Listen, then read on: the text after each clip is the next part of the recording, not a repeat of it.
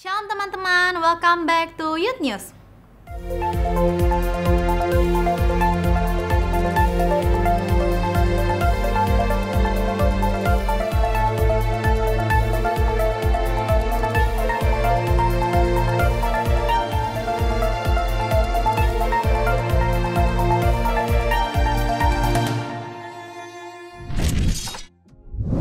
Bagi teman-teman yang ingin datang beribadah secara onsite, kalian dapat melakukan seat booking melalui NDC Apps.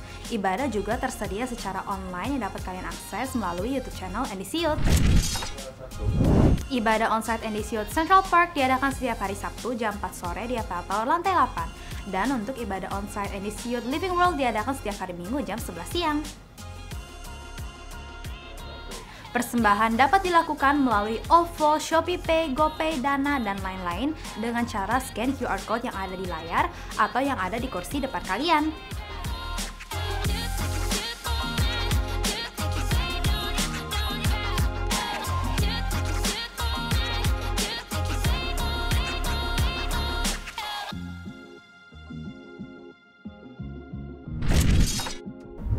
Bagi teman-teman yang ingin ikut serta melayani di NDC Youth, kami membuka pendaftaran di bidang news. Untuk informasi dan pendaftaran, silakan hubungi nomor berikut ini.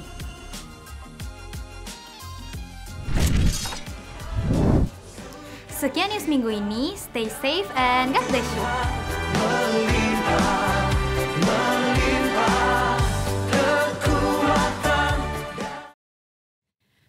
Shalom NDC Youth, welcome back to NDC Youth Online Service.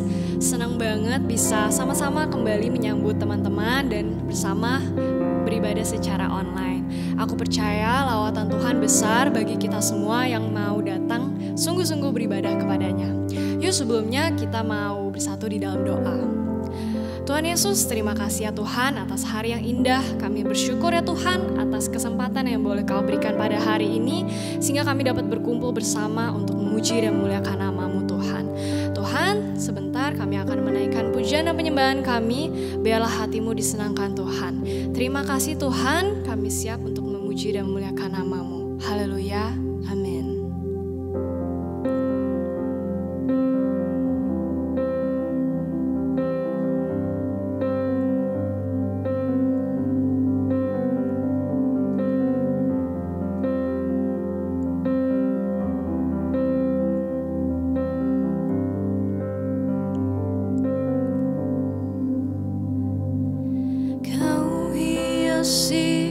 Kehidupanku dengan kemurahan-Mu. Kau rancangkan masa depanku penuh dengan harapan. Aku ada saat ini semuanya karena kasih-Mu. Aku hidup hari ini semua berkat kemurahan-Mu. Terima kasih Yesus, Engkau sangat baik, teramat baik bagiku. Mari dengan segenap hati-Mu kita mau katakan kepada Tuhan. Kau hiasi kehidupanku dengan kemurahan-Mu. Kau rancangkan masa depanku penuh dengan harapan. Aku ada Tuhan. Aku ada saat ini semuanya karena kasih-Mu.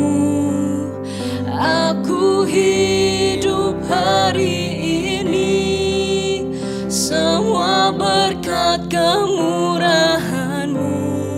Terima kasih Yesus, Engkau sangat baik, teramat baik saat ini, semuanya karena kasih-Mu. Aku hidup hari ini, semua berkat kemurahan-Mu. Terima kasih Yesus, Engkau sangat baik, teramat baik bagiku. Kami sungguh bersyukur Tuhan, kami boleh ada sampai hari ini. Itu semua karena kasih-Mu, karena kebaikan-Mu Tuhan. Mari teman-teman, kita mau nyatakan dengan iman kita.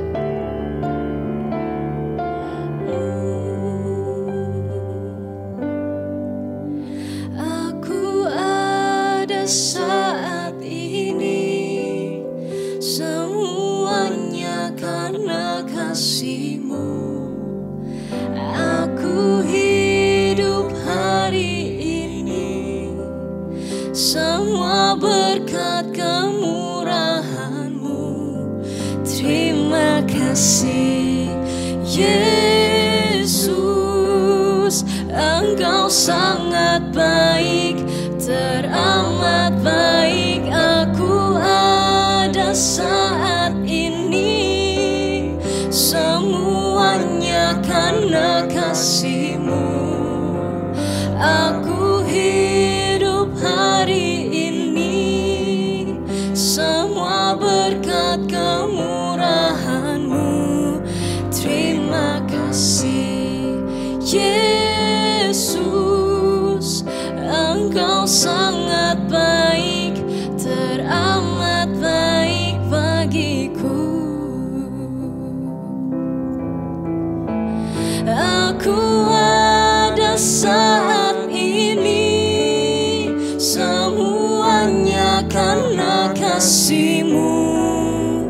Aku hidup hari ini, semua berkat kemurahan-Mu. Oh, terima kasih Yesus, Engkau sangat baik, teramat baik bagiku. Engkau sangat baik, teramat baik bagiku.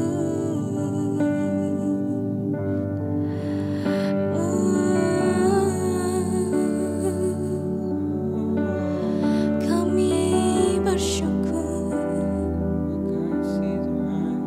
karena kasih-Mu Tuhan, kasih-Mu besar,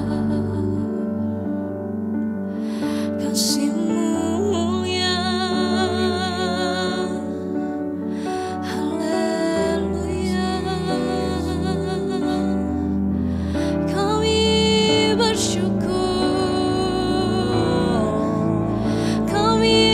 bersyukur Tuhan. Oh,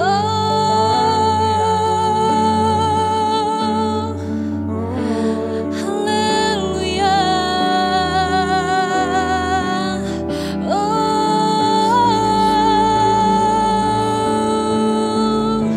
terima kasih Tuhan. Terima kasih Tuhan, Engkau baik bagi setiap kami. Kasih-Mu Bapa, wow,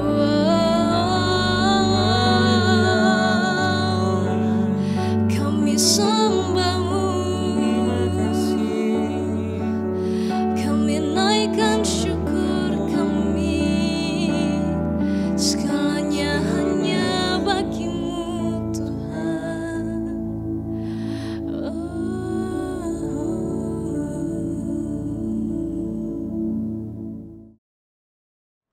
Puji Tuhan, terima kasih Tuhan karena Engkau baik dalam hidup kami. Kami boleh hidup hari ini, itu semua karena kebaikan-Mu. Boleh bernafas, Kami boleh memiliki keluarga, memiliki teman-teman, dan lain sebagainya. Tuhan, kami berterima kasih karena Kau baik dalam hidup kami. Dan sebentar kami juga rindu untuk mendengarkan firman-Mu. Kami juga memperingati kenaikan-Mu ke sorga, Allah yang hidup, Allah yang luar biasa. Dan Kau berkati hati dan pikiran kami, supaya kami dalam mendengarkan firman-Mu boleh dengan baik, dan firman-Mu boleh kami tangkap dan boleh kami aplikasikan. Di dalam nama Tuhan Yesus kami sudah berdoa dan mengucap syukur. Haleluya, amin. Oke, shalom semuanya. Shalom Jemaat NDC Youth. Great to see you guys again di dalam NDC Youth Online Service. Dan hari ini guys adalah hari yang spesial. Kenapa? Karena hari ini kita akan memperingati Ascension Day, hari kenaikan Tuhan Yesus. Dan Tuhan kita keren banget, karena Tuhan kita bukan hanya datang berinkarnasi menjadi manusia, bukan hanya mati, gak hanya bangkit, tetapi dia juga membuktikan kalau dia adalah Tuhan yang bukan berasal dari dunia ini. Dia naik ke sorga, ya, menyiapkan tempat untuk kita semua. Dan gak berhenti sampai menyiapkan tempat bagi kita semua. Kita punya tugas. Dan kalau misalkan kalian semua ada yang ikut ibadah kenaikan hari Kamis kemarin di NDC umum, kita udah belajar kalau misalkan ada tugas buat kita, ada call of duty bagi kita. Ketika Tuhan Yesus naik, ada pesan-pesan terakhir untuk kita semua. Tugas untuk kita. Kita dipanggil untuk menjadi apa? Saksinya Tuhan. Ya, orang lihat kita, ada yang ngeliat Kristus dalam hidup kita. Dan hari ini, firman Tuhan yang akan mau aku bagikan, aku beri judul The Kingdom. Ya, kerajaan. Lebih tepatnya lagi, kerajaan Allah. Kenapa hal ini penting? Nah, nanti kita akan belajar, oke? Tapi pertama-tama, mari kita buka bersama-sama Kisah Para Rasul 1 ayat 3. Ya, Kisah Para Rasul 1 ayat 3, aku akan bacakan untuk kalian semua. Kepada mereka, ia menunjukkan dirinya setelah penderitaannya selesai. Dan dengan banyak tanda ia membuktikan bahwa ia hidup. Sebab selama 40 hari ia berulang-ulang menampakkan diri dan berbicara kepada mereka tentang kerajaan Allah. Jadi hari Kamis kemarin, dan atau kalau kalian yang belum ikut ibadah kenaikan NDC, kita dipanggil untuk menjadi saksi lewat kehidupan kita. Tetapi nggak berhenti sampai di situ, kita juga dipanggil untuk memberitakan Injil kepada orang-orang di sekitar kita, teman-teman dekat kita, orang tua kita, ya, dan bahkan untuk orang-orang yang belum mengenal Tuhan. Ya. Apa yang kita bicarakan? Kontennya apa? Kontennya adalah mengenai kerajaan Allah. Karena itu, di ayat yang barusan kita baca dikatakan sebab selama 40 hari ia berulang-ulang secara konsisten dengan ada penekanan berbicara kepada mereka tentang kerajaan Allah. Ya. Jadi yang harus kita sampaikan kepada teman-teman kita adalah Injil kerajaan Allah. Dan hari ini mungkin kesannya firman Tuhan yang aku mau bagikan kesannya mungkin berat ya, tetapi bear with me. Pesan ini penting untuk kita pahami supaya kita menjadi anak-anak Tuhan, murid-murid Tuhan, saksi-saksinya Tuhan agak sedikit lebih pintar lagi. Ya, berbicara mengenai kerajaan Allah, the kingdom. Apa sih yang dimaksud dengan kerajaan Allah? Definisi yang aku mau pakai adalah kerajaan Allah berbicara tentang kedaulatan atau pemerintahan Allah dalam hati setiap orang yang menerima Yesus sebagai raja dalam hidupnya. Jadi kerajaan yang aku mau definisikan saat ini, kerajaan Allah yang mau aku definisikan itu nggak berbicara mengenai kerajaan fisik. Meskipun kerajaan Allah yang setelah kita mati nanti, kerajaan Allah itu bersifat fisik, tetapi yang aku mau sampaikan hari ini kerajaan Allah yang bersifat rohani. Pemerintahan Allah dalam hati kita. Setiap orang yang menerima Yesus sebagai raja dalam hidupnya. Maksudnya apa, Koje? Mari kita baca Roma 14 ayat 17. Dikatakan, sebab kerajaan Allah bukanlah soal makanan dan minuman, ya, tetapi soal kebenaran, damai sejahtera, dan sukacita oleh Roh Kudus. Jadi kalau kita bisa elaborate, kita bisa definisikan kerajaan Allah dalam poin-poin. Rasul Paulus berkata, kerajaan Allah itu soal kebenaran, damai sejahtera, dan sukacita oleh Roh Kudus. Kita akan bicara one by one. Mungkin kita udah dengar, ada yang mengikuti ibadah NDC hari Kamis udah dengar. Cuman hari ini aku mau kita definisikan lebih dalam lagi. Oke, kebenaran. Dari bahasa aslinya dikaiosune. Maksudnya apa? Karakter atau tindakan yang benar karena melakukan kehendak Allah.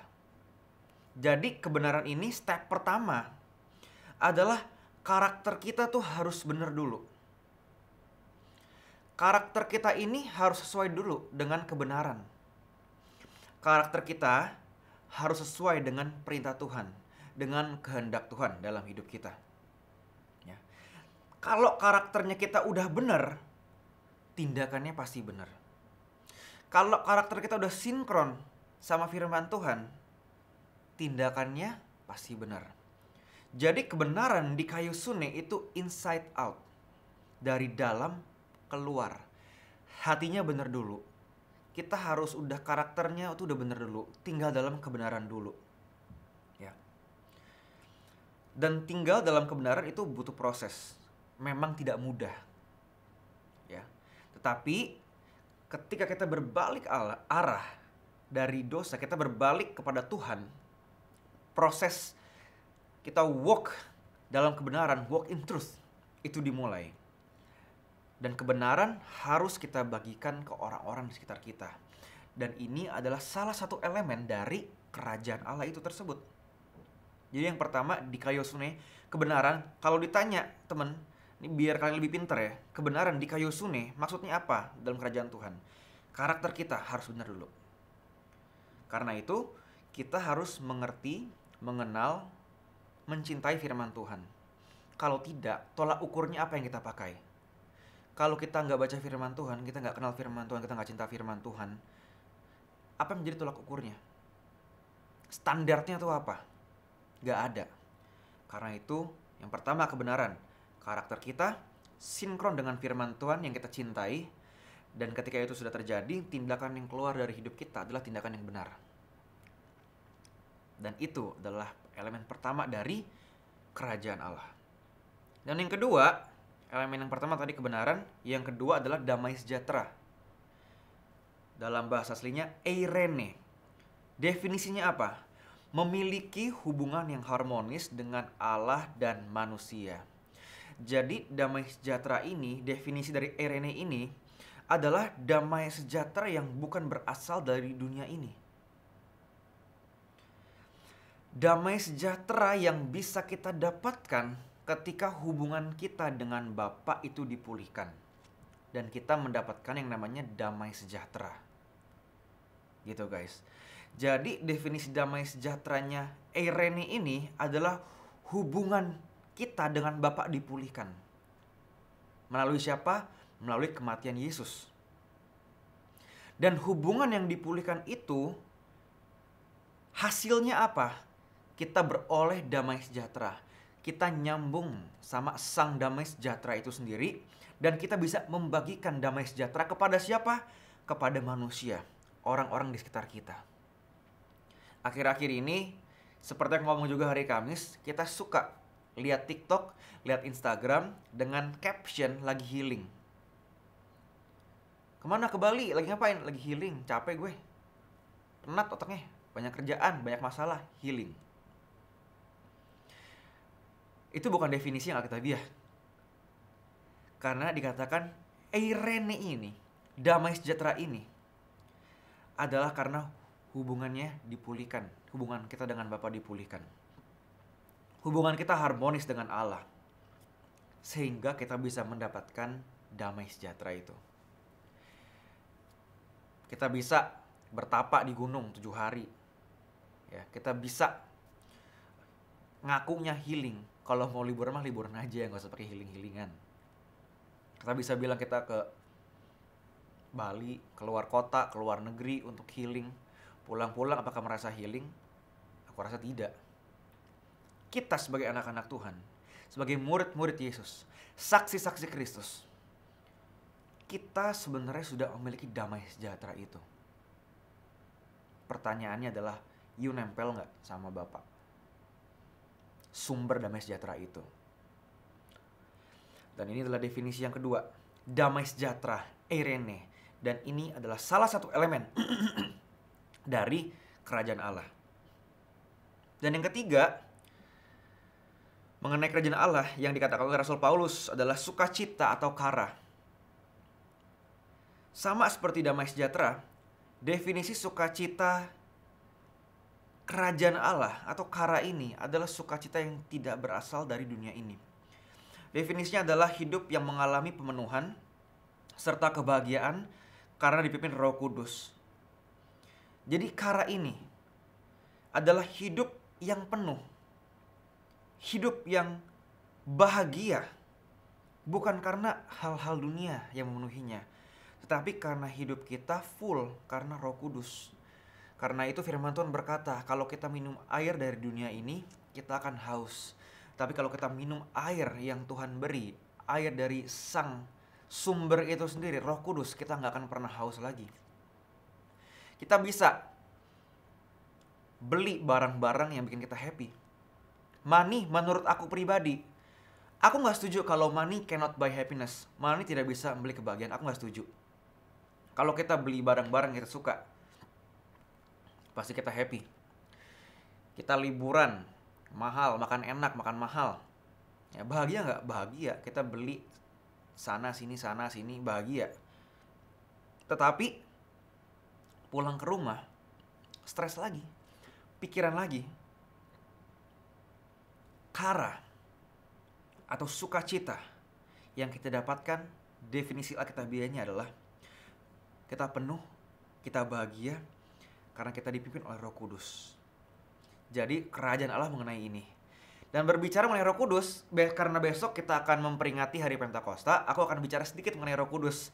Sinkron sih dengan apa yang NDC umum sampaikan di bulan ini.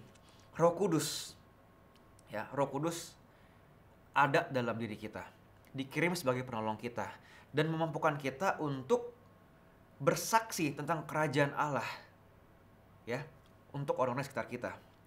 Dalam Yohanes 14 ayat 16-17 dikatakan, aku akan minta kepada Bapa dan ia akan memberikan kepadamu seorang penolong yang lain supaya ia menyertai kamu selama-lamanya, yaitu Roh kebenaran. Dunia tidak dapat menerima dia sebab dunia tidak melihat dia dan tidak mengenal dia. Tetapi kamu mengenal dia sebab ia menyertai kamu dan akan diam di dalam kamu. Seorang penolong, bahasa aslinya parakletos, di samping kita, berjalan bersama kita, di dalam kita, diam di dalam kita. Ya, dan ngomongin tentang Roh Kudus guys, karena kita besok akan memperingati hari Pentakosta, hari Roh Kudus dicurahkan. Kita akan belajar sedikit supaya lebih pintar sedikit nih. Jadi Roh Kudus adalah pribadi ketiga dari Allah Tritunggal. Ya, ada Allah Bapa, Allah Anak, Allah Roh Kudus. Satu tapi tiga, tiga tapi satu. Gimana jelasinnya? Dulu pas aku sekolah teologi dibilang itu analogi telur. Untuk menjelaskan konsep Trinitas ini, guruku pakai analogi telur. Ada merah telur, kuning telur, kuning atau merah telur, ada putih telur, ada kulit telur. Tapi kalau kita bilang apa? Telur. Tiga tapi satu, satu tapi tiga. Sama dengan konsep Trinitas. Ada Allah Bapa, Allah Anak, Allah Roh Kudus. Satu tapi tiga, tiga tapi satu. Kenapa Roh Kudus adalah pribadi guys? Roh Kudus punya pikiran, dia bisa menyelidiki hati kita, mengajar kita. Roh Kudus punya perasaan, Roh Kudus bisa berduka, dan Roh Kudus punya kehendak, memberikan karunia roh sesuai dengan kehendaknya. Hari ini, Roh Kudus ada dalam diri kita, tinggal dalam kita, berjalan bersama dengan kita. Kita nggak pernah sendirian, kita punya seorang penolong. Pertanyaannya, maukah kita mengaktifkan kuasa penolong itu? Udah ada dalam diri kita. Mau nggak kita ngikuti Roh Kudus? Roh penurut, daging lemah. Kita suka ikut daging. Tapi mau nggak hari ini kita ambil komitmen? Saya ingin menantang setiap dari kita untuk hidup oleh Roh. Roh kasih tanda, Roh kasih guidance untuk kita semua. Maukah kita nurut? Dan ketika kita mengaktifkan kuasa Roh, Roh memberikan kita kuasa. Roh memberikan kita kuasa untuk kita bisa bersaksi tentang Kristus, bisa menyampaikan kerajaan Allah, memberikan kita kekuatan ketika kita lemah, memberikan kita sukacita ketika kita sedih. Ya, kita nggak pernah sendirian guys, karena ada Roh Kudus dalam diri kita, dalam hidup kita. Ya, jadi hari kita belajar mengenai kerajaan Allah. Hari ini kita diingatkan untuk menyampaikan kerajaan Allah kepada orang-orang di sekitar kita. Kerajaan Allah adalah mengenai kebenaran, ya, mengenai damai sejahtera, mengenai sukacita. Dan Roh Kudus membantu kita untuk melakukan pekerjaan Tuhan. Mari kita berdoa. Kami berterima kasih Tuhan untuk firman-Mu yang boleh kami dengar. Biar kami boleh menangkap esensi firman Tuhan hari ini. Berdoa supaya firman-Mu tidak datang dengan sia-sia, meskipun agak sedikit berat, tetapi biar kami boleh menangkapnya, boleh mengerti, boleh mengaplikasikannya, dan boleh menghidupinya dalam hidup kami. Urapi setiap kami, berkati setiap kami, Roh Kudus ada dalam setiap kami, membantu kami, menolong kami, Parakletos. Terima kasih Tuhan, tanamkan firman-Mu dalam setiap hati pikiran kami, dan kami mau akhiri sharing firman Tuhan hari ini di dalam nama Tuhan Yesus. Semua yang percaya katakan bersama, amin.